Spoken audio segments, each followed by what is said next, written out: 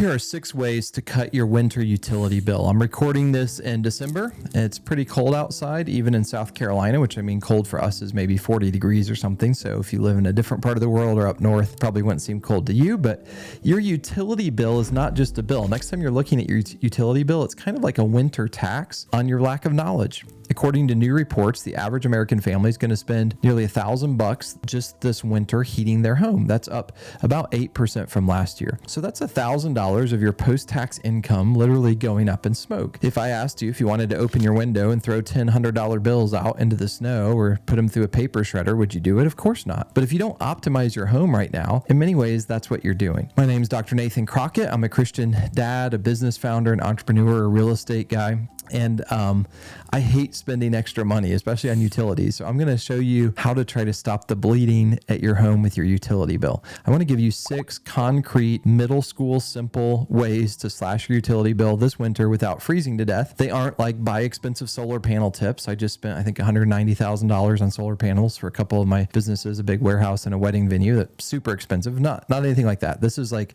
do it this Saturday morning tips, and it will help you save money. The first one is the vampire hunt. This is phantom power, right? So way number 1 involves hunting vampires. When we're talking about phantom power, if you walk around your house right now, look at your TV, your gaming console, your computer, even your coffee maker, are they off? If there's a little glowing red light staring at you, they aren't really off. They're in standby mode. They're sipping electricity 24/7 just so they can turn on 2 seconds faster. The Department of Energy says that this vampire load costs the average house between $100 and $200 a year. Not a lot, but still something you can fix. And we're talking about vampires. You don't need wooden stakes to fix this. You just need smart power strips. You plug your TV into the master outlet. When you turn the TV off, the strip automatically cuts power to the game console, the soundboard, soundbar. It kills the vampires automatically. You save $15, $20, $30 a month, and you didn't have to lift a finger. So that's a really small savings, but it's a simple thing of just having the right tool. Way number 2 to save money is the reverse switch and ceiling fans. And it's probably the most common mistake I see in American homes. If you look up and if you have a ceiling fan, which way is it spinning? In the summer, you want it spinning counterclockwise. That pushes air down to create a breeze. But in the winter, the breeze makes you cold, so you end up cranking up the heat, right? The fix, just get a ladder, little step stool or whatever, find the little black switch on the side of the fan motor, flip it. Now you can set the fan to low speed and make it spin clockwise. And here's the physics behind it. Heat rises. All that expensive warm air you paid for is trapped up at the ceiling. A clockwise fan pulls cool air up and gently pushes the warm air back down towards the walls and back down to you. It can actually make a room feel 5 to 6 degrees warmer without even touching the thermostat. So make sure your fan is set for the right direction. You want it spinning clockwise in the winter and counterclockwise in the summer. Third way is the 120 rule for your water heater.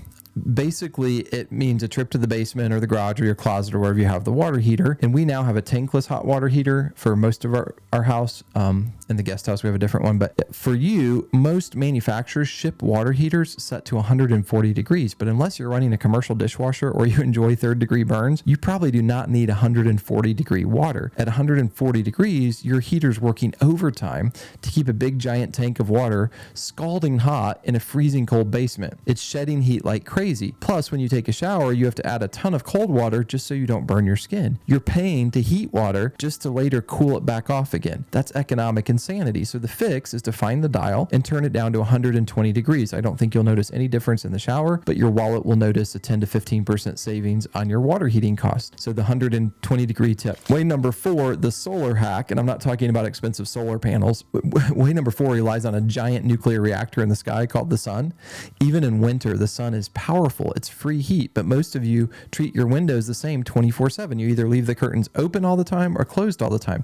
Both of those are wrong. Here's the fix. You need to be an active manager of your windows. During the day, open the curtains on south-facing windows. Let the greenhouse effect warm up your living room for free during the winter.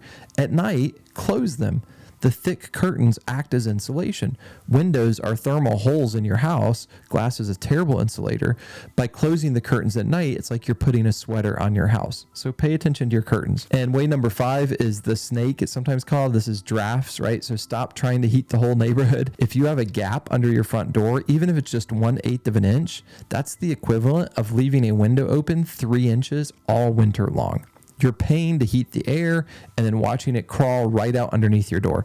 The fix is to get a draft snake, or you can buy the fancy one, or you can literally roll up a towel and shove it against the crack. So if you want to get fancy, go to the hardware store, buy the $10 door sweep, or draft snake, or whatever they're going to call it. It takes 5 minutes to install it with a screwdriver. It stops the cold air from coming in, and it keeps your expensive warm air where it belongs, which is inside your house. Way number 6 is the degree challenge, your thermostat. And my wife and I don't totally see eye to eye on this one, but you don't want to be cold. You don't want to be freezing. But the Department of Energy says that for every 1 degree you lower your thermostat, you save 1 to 3% on your heating bill. If you normally keep it at 72 and you drop it to 68, that's like a 12% savings instantly. You could put on a sweater, you could get some fuzzy socks, or you could get a smart thermostat that automatically drops the temperature when you leave for work. Don't heat an empty house. That's literally like burning money. Some of our family friends, some friends we know, their kids are a little older than ours now, but they wanted to give money back when their kids were younger to a missions project. I think it was an orphanage in Africa. So for one winter, they wore sweaters. They have a big, beautiful home. It's maybe like 6,000 square feet or something. They wore sweaters everywhere and all that. And they put their thermostat, I think like 8 or 9 degrees cooler than normal. And they took all the money that they saved and they sent it to that orphanage. I think that was a brilliant idea. Here's your homework. This Saturday, take 1 hour, flip the fan switch, turn down the water heater, put a towel under your door, some kind of snake. It costs you $0, but it might save you enough to buy some of those really nice Christmas gifts that you're hoping to get this year. I hope this is helpful. If so, maybe give it a thumbs up. This channel is for Christian leaders trying to help you with investing tips and everything else. And today I thought I would do one on trying to cut down your winter utility bill. Share it with a friend if you liked it. Subscribe to the channel. And I hope that you have a wonderful, wonderful rest of your day rejoicing in Jesus.